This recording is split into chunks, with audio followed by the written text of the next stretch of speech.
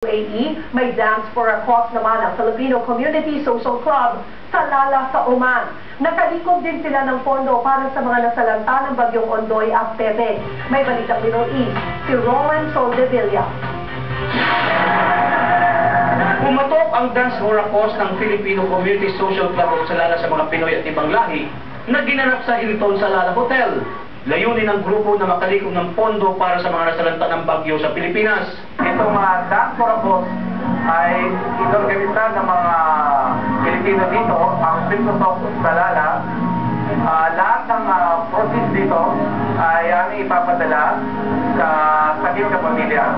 Bukod sa pera makukuha, ay meron ding mga gamit din na kanyang ipapadala. Ito ang unang pagkakataon na meron ng fundraising dito sa Oman, kaya halos lahat ng Filipino community dito ay sinuportahan ang ganitong klase ng fundraising para sa ating mga kababayan na nasalanta ng bagyo ng Pilipinas. Maging ang ibang lahi ay nagsuporta at nagbigay ng donasyon para sa typhoon victims. We send our condolence and our good feelings to the whole Philippine community, and we're always there for them. We're very happy to organize this event for the Filipino community. We have a lot of Filipinos working for us, and they're a fantastic bunch of people.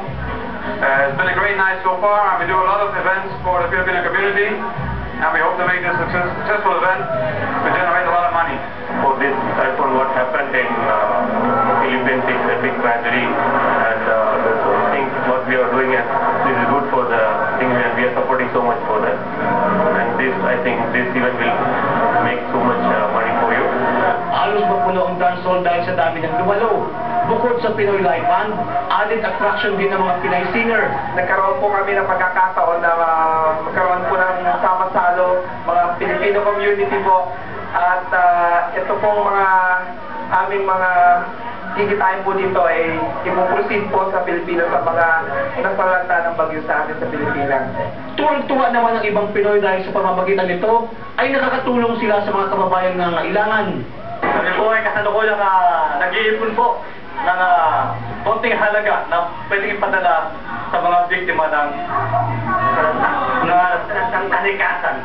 Nandito kami sa Lala, Hilton, Oman.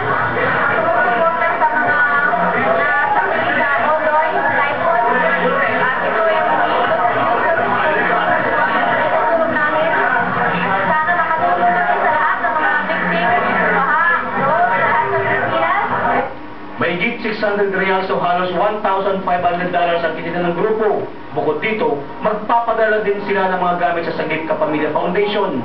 Nagpapasalamat po kami sa kabuuan ng Filipino Community Philcosok sa Lala, sa lahat ng mga dumalo sa aming pagtitipon sa Disco Party for a Cause.